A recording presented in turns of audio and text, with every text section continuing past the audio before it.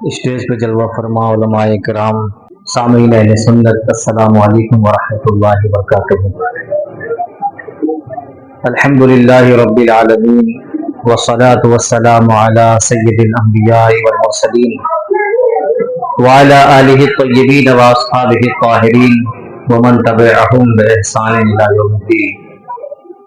اما بعد فاعوذ باللہ من الشیطان الرجیم، بسم اللہ الرحمن الرحیم۔ لقد كان لكم في رسول الله أسوة حسنة، صدق الله مولانا العظيم وصدق رسوله النبي الأمين الكريم، ونحن على ذلك لمن الشاهدين والشاكرين والحمد لله رب العالمين۔ آئیے کچھ عرض و معروف سے قبل اپنے آقا و مولا تاجدار کائنات، فخر موجودات، سید کون و مکان، شہنشاہ حسینہ، ماہ خوباں، سرخیر زہرہ جمالہ، حضور سیدنا و سید الکل محمد رسول اللہ، ارواحنا فدا صلی اللہ علیہ وسلم کی بارگاہ ناز میں درود و سلام کا نذرانہ پیش کر لیں۔ پڑھیں بلند آواز سے اللہم صلی علی سیدنا و مولانا محمد وعلی آل سیدنا مولانا محمد وبارک وسلم، صلو علیہ صلاۃ و سلام علیک یا سیدنا رسول اللہ صلی اللہ علیہ وسلم۔ عزیزان ملت، ڈاکٹر اقبال نے کہا تھا کہ شکیزہ کار رہا ہے ازل سے تا امروز، شکیزہ کار رہا ہے ازل سے تا امروز، چراغ مصطفی سے شرار بولبی۔ اور اعلیٰ حضرت فرماتے ہیں کہ سونا جنگل، رات اندھیری، چھائی بدلی کالی ہے، سونے والوں جاگتے رہیو، چوروں کی رکھوالی ہے۔ اللہ کے رسول صلی اللہ علیہ وسلم نے اپنے زمانے ظاہری کے اندر ہی اس بات سے پردہ اٹھا دیا تھا کہ یہ میری امت جیسے جیسے اپنی زندگی کے سفر کو آگے بڑھاتی جائے گی، ویسے ویسے اسی امت کے بطن سے ایسے ایسے لوگ پیدا ہوں گے کہ جو اپنی نئی نئی فکروں کی بنیاد پر، نئے نئے خیالات کی بنیاد پر، نئی نئی سوچ کی بنیاد پر یہ دین سے اس طریقے سے نکل جائیں گے، اس طریقے سے دور ہو جائیں گے جیسے کہ تیر جو ہے کمان سے دور ہو جایا کرتا ہے۔ نبی کائنات صلی اللہ علیہ وسلم کے فرمان کے مطابق آپ پوری تاریخ اسلام کا مطالعہ کیجئے تو حضور کا فرمان ایک ایک حرف کے سلسلے میں بالکل سچ ثابت ہوا۔ نبی کائنات صلی اللہ علیہ وسلم ہمارے درمیان سے رخصت ہوئے اور پھر اس کے بعد اس امت کے اندر اس قدر فکریں پیدا ہوئیں، اس قدر خیالات پیدا ہوئے، ایسی ایسی جماعتیں نکلیں کہ خدا کی قسم آج بھی ان جماعتوں کی سوچ کو اور ان کی فکر کو جب دیکھا جاتا ہے، پرکھا جاتا ہے تو کچھ فکریں اور کچھ سوچ ایسی بھی ملتے ہیں کہ جس کی بنیاد پر آدمی کے چہرے پر خود بخود ہنسی آ جاتی ہے کہ بھلا کوئی شخص ایسی فکر کا حامل کیسے ہو سکتا ہے۔ نبی کریم صلی اللہ علیہ وسلم کا دور مبارک ہم سے دور ہوتا رہا، ہم دھیرے دھیرے قیامت کے قریب پہنچتے رہے اور گزرتے زمانے کے ساتھ ہمارے درمیان الگ الگ نظریات پیدا ہوتے رہے۔ اللہ کے رسول صلی اللہ علیہ وسلم نے اپنے امتیوں کو جو کلمہ عطا فرمایا وہ کلمہ تھا لا الہ الا اللہ محمد رسول اللہ۔ کہنے کو تو ہر کسی کو یہ کلمہ یاد ہے، کہنے کو تو ہر شخص اس کو اپنا ورد زبان بنائے ہوئے ہے، لیکن اس کلمے کے اندر جو معنویت چھپی ہوئی ہے اس معنویت کو اگر ہم سمجھ گئے تو خدا کی قسم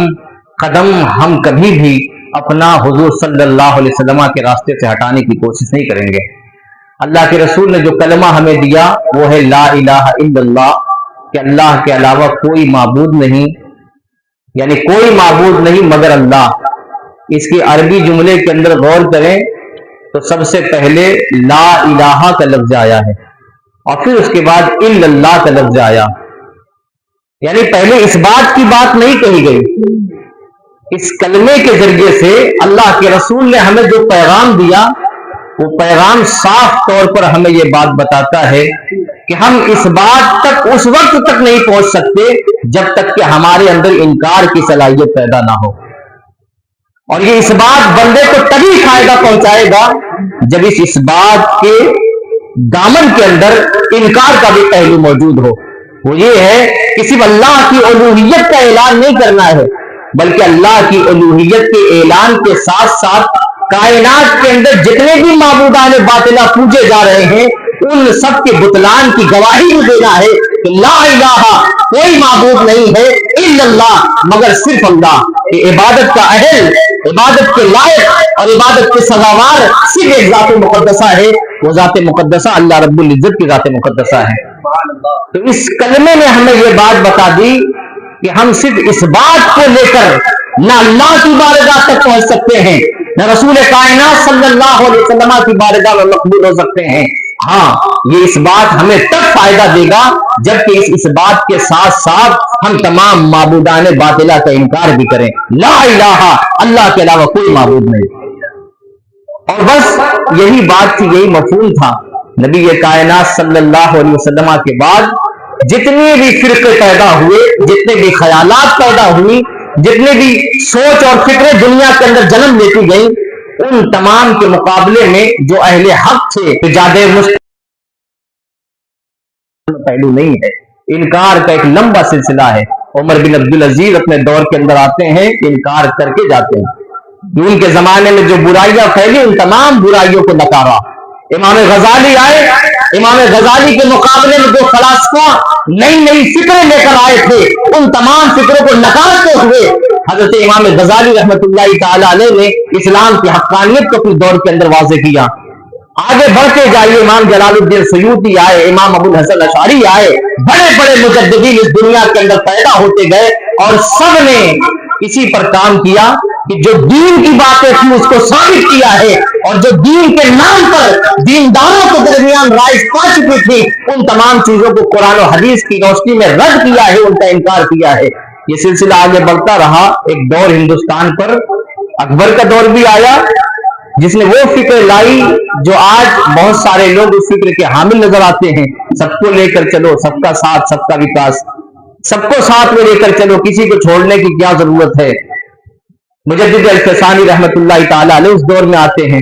اور اکبر کی تمام فکروں کا انکار کرتے ہوئے اللہ کے حقیقی دین پر جو گرد پڑ چکی تھی انہوں نے اپنے دلائل کے ذریعے سے ان تمام گردوں کو صاف کیا اور اسلام کا جو روشن چہرہ ہے اس کو منقح صورت میں امت مسلمہ کے سامنے پیش کیا. زمانہ اور کروٹ لیتا ہے، کچھ صدیاں اور بیتتی ہیں. تو آپ دیکھو کہ یہود دیوبندیت کے نام پر، وہابیت کے نام پر، دیگر فرق باطلہ کے نام پر مسلمانوں کی تہوں کے اندر جب گندگیاں پیدا کرنے کی کوشش کی گئی، ذہنوں کے اندر بگاڑ پیدا کرنے کی کوشش کی گئی، لوگوں کے دلوں کو مصطفیٰ جان رحمت صلی اللہ علیہ وسلم سے برگشتہ کرنے کی کوشش کی گئی، تو ایسی صورت میں امام اہل سنت امام احمد رضا خان فاضل بریلوی رضی اللہ تعالیٰ عنہ اٹھتے ہیں اور اٹھنے کے بعد ان تمام فرقوں کی نظریات کو اور ان کے خیالات کو اپنے علمی دلائل کی بنیاد پر رد کرتے ہیں، ان تمام کا انکار کرتے ہیں اور مصطفیٰ جان رحمت صلی اللہ علیہ وسلم کی عظمتوں کا اعلان کرتے ہوئے نظر آتے ہیں. تو یہ ہمیشہ سے رہا ہے، اسلام کی ابتدائی تاریخ سے آج تک یہی سلسلہ چلا آ رہا ہے اور یہ سلسلہ آگے بڑھتا جائے گا. کیونکہ جیسے جیسے ہم قیامت کے قریب جائیں گے، جیسے جیسے ہم جو ہے حشر کے قریب پہنچتے ہوئے نظر آئیں گے، ویسے ویسے ہمارے درمیان ایسی ایسی فکریں اور ایسے ایسے خیالات پیدا ہوتے رہیں گے کہ جن فکروں کا اور جن خیالات کا، جن نظریات کا اور جن عقائد کا اسلام اور دین سے کوئی تعلق نہیں ہوگا. اللہ کے رسول نے صاف طور پر فرمایا، کہا کہ یکون فی آخر الزمان دجالون کذابون، اگر تم رہو گے تو دیکھو گے کہ اخیر زمانے کے اندر بہت سارے دجال اور بہت سارے کذاب پیدا ہوں گے. دجل کرنے والے، فریب دینے والے اور جھوٹ اور جو ہے غلط باتوں کو لوگوں کے درمیان پھیلانے والے پیدا ہوتے رہیں گے. وہ تمہارے پاس ایسی باتیں لے کر آئیں گے جن کو نہ تم نے سنا ہوگا نہ تمہارے آباء و اجداد نے سنا ہوگا. کیوں؟ اللہ کے رسول پھر فرماتے ہیں کہ فَإِيَّاكُمْ وَإِيَّاهُمْ، تو تم اپنے آپ کو ایسے لوگوں سے بچاؤ، ایسے لوگوں سے دور رکھو. لا يضلونکم ولا یفتنونکم، کہیں ایسا نہ ہو کہ وہ لوگ تمہیں گمراہ کر دیں اور وہ لوگ تمہیں فتنے میں مبتلا نہ کر دیں. نبی کریم صلی اللہ علیہ وسلم کے اس فرمان کے مطابق آپ دیکھیں کہ آج کا دور فتنوں کے حوالے سے اس قدر جو ہے ناگفتہ بے دور ہے کہ خدا کی قسم کبھی کبھی سوچو تو اللہ کے رسول کی وہ حدیث پاک یاد آتی ہے جس میں اللہ کے رسول نے ارشاد فرمایا تھا کہ قرب قیامت میری امت پر فتنے اس طریقے سے اتریں گے جس طریقے سے آسمان سے بارش کے قطرے اترا کرتے ہیں. بارش جب برستی ہے، بارش جب ہوتی ہے تو اس بارش کے اندر قطروں کو نہیں گنا جا سکتا. ویسے ہی اللہ کے رسول نے یہ مثال دے کر اپنے امتیوں کو اپنے دور کے اندر ہی جو ہے متنبع کر دیا تھا کہ قرب قیامت فتنے اس کثرت کے ساتھ اتریں گے، اس کثرت کے ساتھ آزمائشیں نازل ہوں گی کہ جس طریقے سے آسمان سے بارش کے قطرات نازل ہوا کرتے ہیں. آج دیکھ لو یوٹیوب نے سب کے سامنے پوری دنیا کو کھول کر رکھ دیا ہے. آج جس کے پاس بھی موبائل ہے، جس کو بھی ذرا سا سلیقہ آ گیا، وہ اپنی بند کوٹری کے اندر موبائل کا کیمرہ چالو کرتا ہے اور یوٹیوب پر اپنے ویڈیو اپلوڈ کرنا شروع کر دیتا ہے. جس کا ویڈیو کوئی نہیں دیکھتا وہ لگا رہتا ہے. دیکھتے ہی دیکھتے حال یہ ہوتا ہے کہ اس کا 1 سبسکرائبر ہوا، 2 ہوا، 10 لاکھ ہو گئے، یہاں تک کہ نہ جانے کتنے ایسے بھی گمراہ کن نظریات رکھنے والے لوگ ہیں جن کے آج ملین کی تعداد میں سبسکرائبر موجود ہیں، اور وہ ایک کمرے کے اندر بیٹھ کر اپنی گمراہیت کا اور اپنے ضلالت کا اور اپنے غلط خیالات کا پرچار کرتا ہوا نظر آتا ہے اور دنیا کے کونے کونے تک اپنے پیغامات کو نشر کرتا ہوا نظر آتا ہے. آج دیکھ لو انجینئر علی مرزا کے حالات ہماری آنکھوں سے پوشیدہ نہیں ہیں. آج دیگر فرقوں اور دیگر نظریات کو فروغ دینے والوں کی تعداد ہماری نگاہوں سے پوشیدہ نہیں ہے. عزیزان ملت، آج مسلمانوں کو ہزار مسائل درپیش ہیں. جہاں ہزار مسائل مسلمانوں کو درپیش ہیں، بہت سارے چیلنجز ہیں، وہیں آج کے زمانے میں 2 نئے فرقے بطور خاص انگڑائیاں لے رہے ہیں اور کہیں نہ کہیں ہماری اپنی صفوں کے اندر اور ہمارے اپنے علاقوں کے اندر بھی ایسے لوگوں کو سننے والے ہو چکے ہیں کہ جن کو سننے کی بنیاد پر ان کا دین، ان کا ایمان ان کے ہاتھوں سے رخصت ہوتا ہوا نظر آتا ہے. وہ 2 بطور خاص فکر کے حامل لوگ، ایک تو قادیانی ہیں اور دوسرے گوہر شاہی.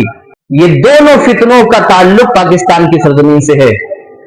گوہر شاہی کے بارے میں آپ کو بتا دوں کہ یہ ریاض احمد گوہر شاہی کے نام سے ایک شخص ہوا اور اس نے ابتدائی تعلیم اپنے گھر کے اندر حاصل کی اور پھر اس کے بعد مکینک کا کام اس نے شروع کر دیا. لیکن وہ کام جب چلا نہیں تو اس کے دادا تھے، گوہر شاہ نام تھا ان کا، وہ تھوڑی بہت پیری مری بھی کیا کرتے تھے. جب اس نے مکینک کے کام میں کامیابی حاصل نہیں کی اور اس کو لگا کہ اس میں میرا مستقبل نہیں ہے، تو پھر اس نے اپنے گھر کو اور اپنے گھر بار کو چھوڑ کر یہ جنگلوں کی رخ کر گیا اور وہیں پر جا کر جاہل لوگوں کے بیچ میں، جن تک دین کی روشنی نہیں پہنچی تھی، جن تک علم کا نور جن کے سینوں کے اندر داخل نہیں ہوا تھا، ان کے درمیان جا کر اس نے اپنی الگ الگ فکریں لوگوں کے درمیان تک پھیلانا شروع کی. اور پھر اس کے بعد کچھ دنوں کے بعد ریاض الگوہر کے نام سے یہ روئے زمین کے اوپر ظاہر ہوتا ہے اور بہت سارے لوگوں کو اپنی چپیٹ میں لے کر چلا جاتا ہے. اس کا خاص دعویٰ یہ ہے کہ یہ اپنے آپ کو مہدی کہتا ہے، مہدی. اللہ کے رسول صلی اللہ علیہ وسلم نے اس بات کو بیان کر دیا تھا کہ جب قیامت قریب ہوگی تو اللہ رب العزت میری نسل سے میرے ہمنام شخص کو دنیا کے اندر بھیجے گا، اور جب وہ ابدال کعبۃ اللہ کے صحن میں کعبے کا طواف کر رہے ہوں گے، ایسے عالم میں غیب سے آواز آئے گی، ھذا خلیفۃ اللہ المہدی، کہ یہ اللہ کا خلیفہ مہدی ہے، لہذا اس کے ہاتھ پر بیعت کرو اور اس کا ساتھ دو، اس کے حامی ناصر ہو جاؤ. اللہ کے رسول صلی اللہ علیہ وسلم نے حضرت امام مہدی کے ظہور کی بات اپنے زمانے کے اندر ہی بیان کر دی تھی. یہی وجہ ہے کہ جس کثرت کے ساتھ نبوت کے دعوے دار اسلامی تاریخ کے اندر ملتے ہیں، اسی کثرت کے ساتھ مہدی موعود کے دعوے دار بھی بڑی کثرت کے ساتھ یہاں پر ملتے ہوئے نظر آتے ہیں. بہت سارے لوگوں نے مہدی ہونے کا دعویٰ کیا، انہی میں سے ریاض الگوہر بھی ہے جسے گوہر شاہی کے نام سے جانا جاتا ہے. اس نے بھی اپنے آپ کو مہدی بتایا اور کہا کہ میں مہدی ہوں. اور اس کا حال یہ ہے کہ اس کے نظریات آپ سنیے تو حیران رہ جائیں گے. قرآن جس اسلام کی بات کرتا ہے، قرآن کہتا ہے کہ فَمَن يَبْتَغِ غَيْرَ الْإِسْلَامِ دِينًا فَلَن يُقْبَلَ مِنْهُ. اللہ رب العزت نے بہت تاکید کے ساتھ قرآن مقدس کے اندر یہ بات بیان فرمائی ہے کہ جس نے اسلام کے علاوہ کسی اور دین کو قبول کرنے کی کوشش کی تو ایسی صورت میں اس کا دین اللہ کی بارگاہ میں مقبول نہیں ہوگا، ہرگز قبول نہیں کیا جائے گا۔ تاکید کے ساتھ اللہ رب العزت نے دین اسلام کے علاوہ دوسرے ادیان کو نکالنے کی بات کہی ہے اور کہا کہ جو شخص بھی اسلام کے علاوہ کسی اور دین کا تابع دار ہوگا تو ایسے شخص کا دین اس کے منہ پر مار دیا جائے گا اور ہماری بارگاہ میں اس کو قبول نہیں کیا جائے گا۔ یہ قرآن کی واضح آیت اپنے سامنے رکھیے، اور یونس الگوہر یہ صاف طور پر کہتا ہوا نظر آتا ہے کہ اصل چیز ہے اللہ کا ذکر، اصل شے ہے اللہ کا ذکر۔ اگر کوئی یہودی اللہ کا ذکر کرتا ہے وہ بھی اللہ کا محبوب ہے،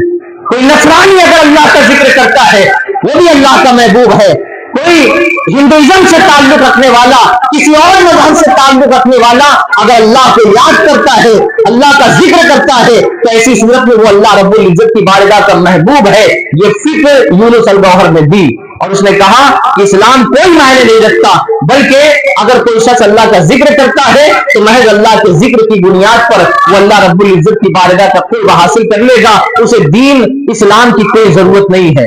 حالانکہ قرآن یہ کہتا ہے کہ اسلام کے علاوہ کوئی بھی دین لایا جائے تو وہ دین اللہ کی بارگاہ میں مقبول نہیں ہوگا، یعنی یہ فکر قرآن سے مکمل طور سے متصادم ہے۔ اللہ رب العزت کی صفت قرآن کے اندر بیان کی گئی، اللہ الصمد، اللہ بے نیاز ہے۔ اس الصمد کی تفسیر میں آپ جا کر دیکھیں تو کثیر دلائل کے ساتھ مفسرین اکرام نے یہ بات ارشاد فرمائی ہے کہ اللہ رب العزت بے نیاز ہے، تو مطلب یہ ہے کہ اللہ رب العزت ان تمام چیزوں سے بے نیاز ہے، ان تمام چیزوں سے پاک ہے جن چیزوں کی ضرورت جسم اور جسمانیت کو پڑتی ہے، جن تمام چیزوں کی ضرورت مخلوقات کو پڑا کرتی ہے، اللہ رب العزت کی ذات مقدسہ ان تمام چیزوں سے بے نیاز ہے۔ ہمارے وجود کے لیے زمین کا ہونا ضروری ہے، اللہ رب العزت زمین کا محتاج نہیں ہے۔ ہمارے وجود کے لیے سانس کا ہونا ضروری ہے، فضا کا ہونا ضروری ہے، آکسیجن کا ہونا ضروری ہے، اللہ رب العزت ان تمام چیزوں سے بالا تر ہے۔ ہماری زندگی کے لیے پانی کا ہونا ضروری، کھانے کا ہونا ضروری، ایک ماحول کا ہونا ضروری، پروردگار عالم ان تمام چیزوں سے بے نیاز ہے، تمام چیزوں سے پاک ہے۔ اللہ رب العزت کے نہ مکان ثابت کیا جا سکتا ہے، نہ اس کے لیے جگہ ثابت کی جا سکتی ہے، نہ اس کے لیے جہت ثابت کی جا سکتی ہے۔ اللہ رب العزت ان تمام چیزوں سے بے نیاز ہے۔ اور یہ ریاض گوہر شاہی اپنی کتابوں کے اندر یہ بات لکھ گیا کہ اللہ رب العزت کے داہنی طرف جو روحیں ہیں وہ روحیں مسلمانوں کی ہیں، اور بائیں طرف جو روحیں ہیں وہ روحیں کافروں کی ہیں۔ اور اس طریقے سے پروردگار عالم کے لیے اس نے مکان ثابت کر دیا۔ جو دین صبح ازل سے آدم سے لے کر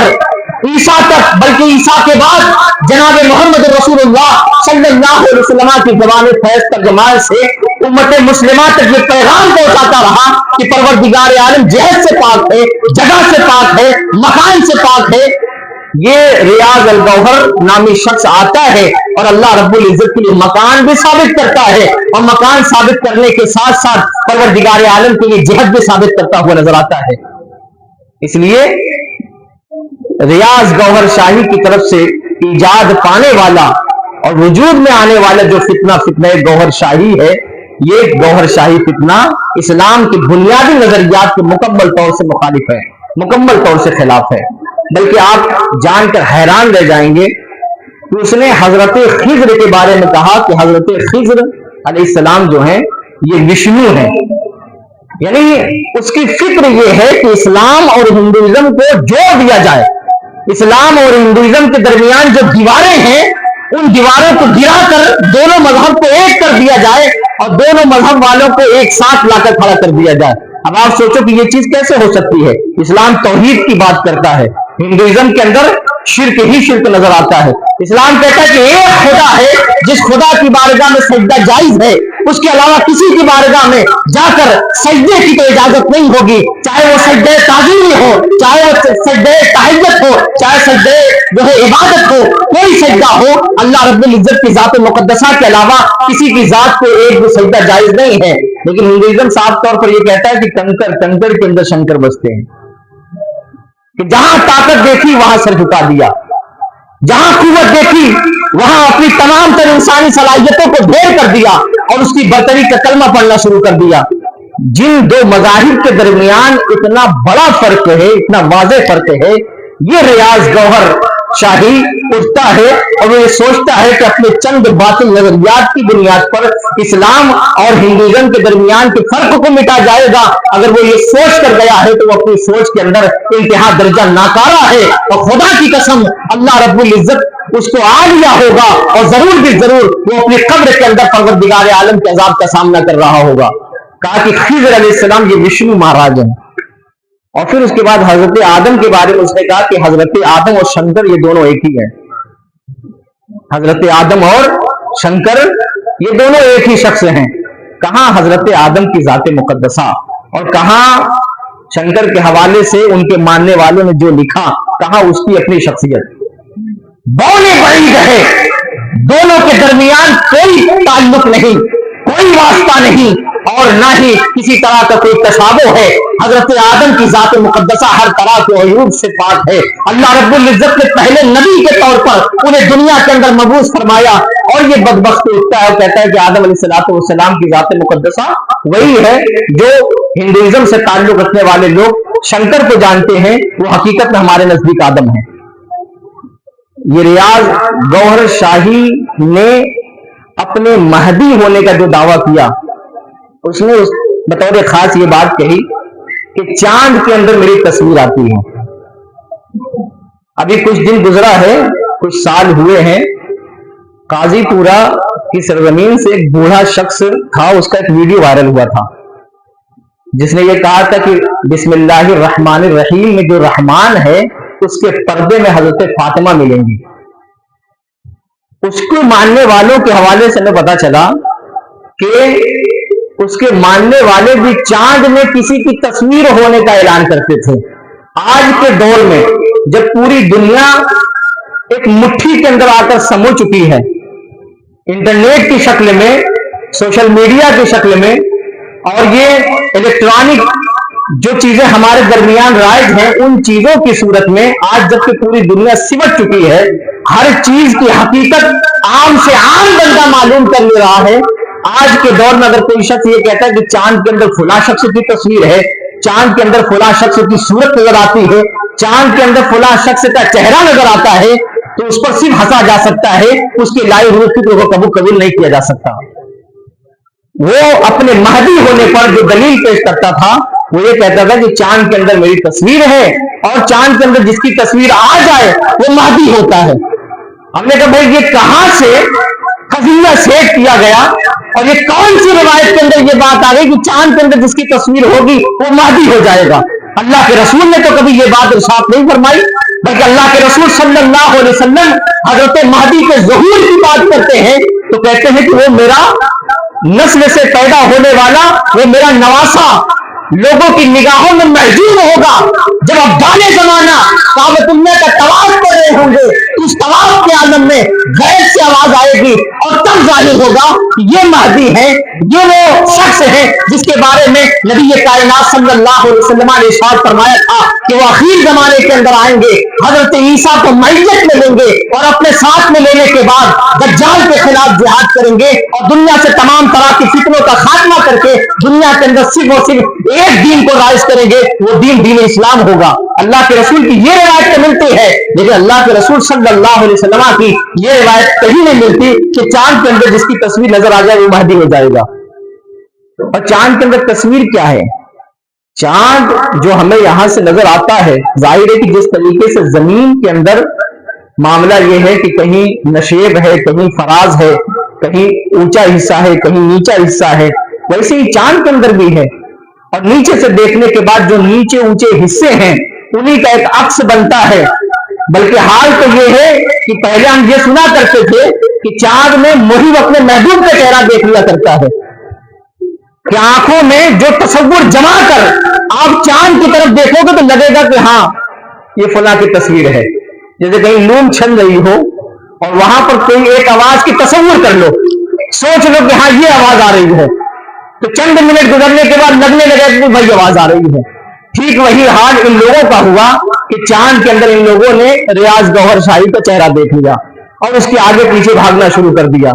چاند کے اندر کسی کی تصویر نہیں. چاند کے نشیب و فراز کے علاقے جب ہم زمین سے دیکھتے ہیں تو ہم اپنے ذہن کے اندر جو تصور جما کر دیکھیں گے شاید ہمیں وہی چہرہ نظر آئے گا. یہ کسی کی کوئی خصوصیت نہیں ہے، بلکہ کسی نے یہ دعویٰ کر دیا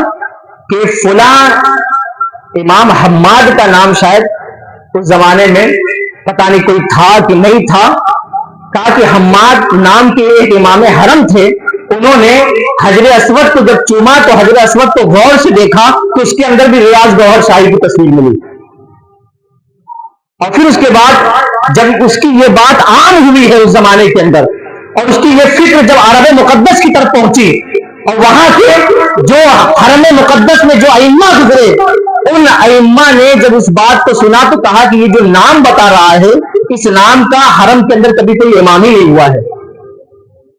کبھی کوئی امام ہی نہیں ہوا. یعنی اپنے ہی طرف سے ایک نام کر دیا اور اس کو امام حرم کہہ دیا اور اس کے حوالے سے یہ بیان کر دیا کہ حجر اسود کے اندر ہماری تصویر نظر آئی ہے. تو غرض ہے کہ اگر اس کے نظریات اور اس کی باتوں کو پڑھا جائے اور دیکھا جائے تو خدا کی قسم ہم اس نتیجے پر پہنچتے ہیں کہ اس کی گڑھی ہوئی باتیں صرف اور صرف نکاری جا سکتی ہیں. کوئی علمی طور پر مفلوج ہی شخص ہوگا جو اس کی باتوں کو قبول کرے گا، جو اس کی باتوں پر آئے گا. اور یقیناً اس کے ارد گرد جتنے لوگ اکٹھا ہوئے ان کے چہرے کو دیکھ کر، ان کے مہرے کو دیکھ کر، ان کے انداز لباس کو دیکھ کر، ان کے انداز حیات کو دیکھ کر ہر شخص یہ اندازہ لگا لیتا ہے کہ یقیناً علمی یتیم لوگ ہیں جن کو علم سے کوئی حصہ نہیں ملا، جن کو نور علم میسر نہیں ہوا. ایسے ہی لوگ اس کے دام فریب میں آ گئے اور دام فریب کے اندر آنے کے بعد اس کے دلدادہ ہو گئے اور اپنے ہاتھ سے ایمان اور دین کا دامن جو چھوڑ گئے. بلکہ آپ سوچو کہ نبی کریم صلی اللہ علیہ وسلم نبی ہیں، پوری کائنات کے اندر ان سے بڑا درجہ کسی کا نہیں. اللہ رب العزت نے جو مرتبہ نبی کائنات صلی اللہ علیہ وسلم کو عطا فرمایا وہ کسی کو نہیں عطا فرمایا. کائنات کا افضل ترین بشر نبی کائنات صلی اللہ علیہ وسلم کی ذات مقدسہ، کائنات کا افضل ترین نبی کائنات صلی اللہ علیہ وسلم کی ذات مقدسہ، کائنات کے اندر تمام رسولوں میں سب سے بہتر ذات حضور سرور کائنات صلی اللہ علیہ وسلم کی ذات مقدسہ. اللہ کے رسول کو اللہ رب العزت نے اپنا حقیقی قرب عطا فرمایا، لیکن اس کے باوجود رسول کائنات صلی اللہ علیہ وسلم نے کبھی نماز سے کوتاہی نہیں کی، کبھی نماز سے کنارہ کش نہیں ہوئے. ریاض گوہر شاہی کے بارے میں ایک صاحب نے لکھا کہ اس کی ایک مامی تھی، انہوں نے کہا کہ تم اتنے لوگوں کے بیچ میں ذکر کی فضیلت بیان کرتے ہو کہ ایسے ذکر کیا کرو، ویسے ذکر کیا کرو، فلاں وقت ذکر کیا کرو، اتنی ساری باتیں بتاتے ہو، یہ بتاؤ تم نماز کیوں نہیں پڑھتے؟ نماز کیوں نہیں پڑھتے؟ تو اس نے کہا کہ میں ایسی نماز کا کوئی اہمیت نہیں جانتا، ایسی نماز کی کوئی اہمیت نہیں جانتا جس نماز کے ساتھ ساتھ سینے کے اندر کسی کے لیے حسد ہو، کسی کے لیے بغض ہو، کسی کے لیے کینہ ہو. اس کی اس بات سے یہ بات صاف طور پر پتہ چلتی ہے کہ نبی کائنات صلی اللہ علیہ وسلم جس کے نقش قدم پر چل کر صبح قیامت تک اللہ رب العزت کی جانب سے ولایت کا تحفہ ملتا رہے گا، اس نبی صلی اللہ علیہ وسلم کی محبوب ترین عبادت نماز سے بھی اس کا دور دور سے کوئی تعلق نہیں تھا. جو شخص نماز نہ پڑھتا ہو، جو شخص اس حکم کی نافرمانی کرتا ہو جس حکم کا معاملہ یہ ہے کہ قرآن مقدس کے اندر سب سے زیادہ اسی نماز کا حکم دیا گیا ہے، ایسا شخص بھلا اللہ رب العزت کی بارگاہ کا مقرب کیسے ہو سکتا ہے؟ لہذا اگر کسی کے ذہن و دماغ کے اندر یونس الگوہر کی باتیں سن کر یا ریاض الگوہر کی باتیں سن کر اگر اس کی طرف اس کا من بہک رہا ہے تو ایسی صورت میں اپنے من کے اوپر ابھی نبی کریم صلی اللہ علیہ وسلم کی شریعت کا قدم لگاؤ اور اپنے بڑھتے ہوئے قدم کو روکو، کیونکہ اگر اس وقت بڑھتے ہوئے قدم کو نہیں روکے گئے تو یقیناً تمہارے ہاتھوں میں سب کچھ ہو سکتا ہے لیکن اللہ کا دین نہیں ہو سکتا، نبی کائنات صلی اللہ علیہ وسلم کی فکر نہیں ہو سکتی. لہذا ایسی تمام فکروں کے حوالے سے حضور سرور کائنات صلی اللہ علیہ وسلم نے پہلے ہی کہہ دیا کہ تمہارے پاس ایسی حدیثیں لے کر آئیں گے، ایسی باتیں لے کر آئیں گے جس کو نہ تم نے کبھی سنا ہوگا نہ تمہارے آبا و اجداد نے کبھی سنا ہوگا، اور جو ہے وہ تمہیں ورگلانے کی کوشش کریں گے، تمہیں فتنے میں مبتلا کرنے کی کوشش کریں گے، تمہیں راہ راست سے برگشتہ کرنے کی کوشش کریں گے۔ لہٰذا ایسے لوگوں سے اپنے آپ کو بچاؤ، ایسے لوگوں سے اپنے آپ کو دور رکھو، اور ایسے لوگوں کو اپنے آپ سے دور رکھتے ہوئے اپنے دین کی بھی حفاظت کرو، اپنے مذہب کی بھی حفاظت کرو، اور ساتھ ہی ساتھ اپنے نظریات کی بھی حفاظت کرتے ہوئے نظر آؤ۔ نبی کائنات صلی اللہ علیہ وسلم آخری نبی ہیں۔ یہ گوہر شاہی کی کچھ باتیں ہم نے بتا دی۔ اب آتے ہیں قادیانیت کی طرف۔ قادیانیوں کا معاملہ یہ ہے کہ پاکستان میں قادیان نام کی ایک جگہ ہے، وہیں پر مرزا غلام احمد قادیانی پیدا ہوا۔ مرزا غلام احمد قادیانی جس نے سب سے پہلے یہ کہا کہ میں مہدی ہوں، لیکن مہدی سے پھر اس کا دل نہیں بھرا، کہا کہ پھر میں مسیح موعود ہوں، یعنی وہ عیسیٰ علیہ السلام ہوں جس کے آنے کا انتظار پوری امت مسلمہ کو ہے۔ پھر مسیح موعود کا دعویٰ کر دیا، اور پھر مسیح موعود پر بھی اس نے بس نہیں کیا، اور اخیر میں جا کر کہا کہ میں اس زمانے کا نبی ہوں، یعنی اخیر میں آ کر اس نے نبوت کا دعویٰ کر دیا۔ اس کے بطلان کے لیے صرف اتنا کافی ہے، قرآن مقدس نے بہت صاف طور پر یہ کہا کہ ما کان محمد ابا احد من رجالکم ولکن رسول اللہ وخاتم النبیین۔ یہ جو محمد رسول اللہ ہیں یہ تم میں سے کسی مرد کے والد نہیں ہیں، ولکن رسول اللہ، لیکن یہ اللہ کے رسول ہیں، وخاتم النبیین، اور تمام نبیوں میں سب سے آخری ہیں، تمام نبیوں کے خاتم ہیں۔ قرآن مقدس جس بات کو بہت وضاحت کے ساتھ بیان کرتا ہے، علماء یہاں بیٹھے ہوئے ہیں، ان سے پوچھئے قرآن جب کسی چیز کو وضاحت کے ساتھ بیان کر دے تو اب اس بات سے ذرہ برابر بھی کوئی شخص ادھر سے ادھر ہوا تو ایسی صورت میں اس شخص کا دین سے کوئی تعلق نہیں رہ جاتا۔ قرآن نے اللہ کے الہ ہونے کی بات کی، اگر کوئی اللہ کو معبود نہ مانے وہ سب کچھ کرتا رہے مسلمان نہیں ہو سکتا۔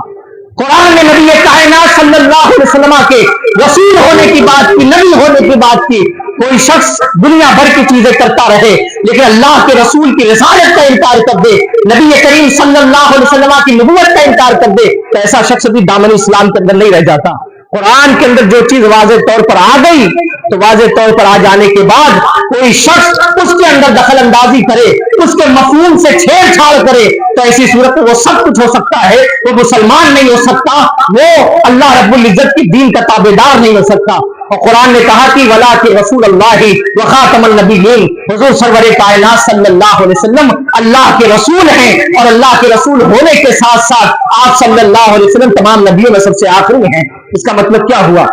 کہ تمام نبیوں میں سب سے آخری ہیں، یعنی حضور کے بعد کوئی نبی نہیں ہوگا۔ اللہ کے رسول صلی اللہ علیہ وسلم نے جہاں اپنے اسماء بیان کیے ہیں وہیں آپ نے کہا کہ انا العاقب، میں عاقب ہوں۔ لوگوں نے کہا کہ یا رسول اللہ عاقب کا معنی کیا ہے؟ کہا کہ لا نبی بعدی، میرے بعد کوئی نبی ہونے والا نہیں۔ اس مفہوم کی کثرت کے ساتھ حدیثیں ہیں۔ اللہ کے رسول نے حضرت عمر ابن خطاب کی جہاں فضیلت بیان کی تو وہاں پر آپ نے کہا تھا کہ عمر میری امت میں وہ فرد ہے جس پر اللہ رب العزت غیب کی باتیں منکشف کر دیتا ہے، لیکن سنو میرے بعد اگر کسی کا نبی ہونا ممکن ہوتا تو وہ عمر ابن خطاب ہوتے۔ اس کا مطلب یہ ہے کہ اللہ کے رسول نے ایک نہیں دو نہیں کئی ایک حدیث میں آپ نے واضح طور پر یہ بات کہہ دی کہ میرے بعد نبی ہو ہی نہیں سکتا، میرے بعد نبی کا آنا ممکن ہے ہی نہیں، میرے بعد نبی کا پیدا ہونا ممکن ہی نہیں ہے، میرے بعد کوئی نبی نہیں ہوگا، آخری نبی میں ہوں اور قیامت ہے۔ آپ فرماتے ہیں کہ ہم دونوں اس طریقے سے ہیں، جس طریقے سے دو انگلیوں کے درمیان بیچ میں کوئی فاصل نہیں ہوتا، ایسے ہی میرے اور قیامت کے درمیان کوئی فاصل نہیں ہے، کوئی فصل کرنے والا نہیں ہے کہ کوئی اور نبی آ جائے۔ قرآن نے بھی وضاحت کے ساتھ اس مفہوم کو بیان کیا، اللہ کے رسول صلی اللہ علیہ وسلم کی احادیث طیبہ نے بھی اس مفہوم کو مکمل وضاحت کے ساتھ بیان کیا۔ اس کے بعد اگر کوئی شخص آ کر یہ کہہ دے کہ میں نبی ہوں تو ایسی صورت میں وہ قرآن کا مکمل طور سے انکاری کہلائے گا، اور قرآن کے ایک حرف کا انکار کرنے والا، قرآن کی کسی آیت کا انکار کرنے والا کبھی مسلمان نہیں ہو سکتا۔ اور جب مسلمان نہیں ہو سکتا تو پھر ایسے لوگوں سے اور ایسی شخصیات سے، ایسے بدبخت لوگوں سے اسلام اور مسلمانوں کا بھی کوئی تعلق نہیں ہو سکتا۔ اس لیے عزیزان ملت अपने आप को दीगर फिरक़े बातिला के साथ साथ ये जो नए नए फिरके और नई नई जो है फिक्रें हमारे दरमियान आ रही हैं, इन तमाम फिरकों से और इन तमाम फिक्रों से अपने आप को, अपनी आलो औलाद को और अपने घर बार को महफूज करो और इस बात की कोशिश करो कि अपना ताल्लुक उलमाए अहले सुन्नत से मुर्तबित करो, ताकि उलमा के कुर्ब में रहने की बुनियाद पर दीन और शरीयत की जो बुनियादी बातें हैं वो बुनियादी बातें तुम तक पहुंचती रहें और उन बुनियादी बातों की बुनियाद पर आप आखिरी सांस तक अपने दीन और अपने ईमान की हिफाजत कर सको। अल्लाह रब्बुल इज्जत की बारगाह में दुआ है कि परवरदिगार आलम हम सबको अपने ईमान की, अपने अकीदे की हिफाजत करने की तौफीक अता फरमाए और मसलक हक अहले सुन्नत, मसलक आला हज़रत पर जिंदा रखे और इसी पर हमारा हुस्न खात्मा फरमाए। वमा अलैना इल्लल बलाग। अस्सलामु अलैकुम व रहमतुल्लाह।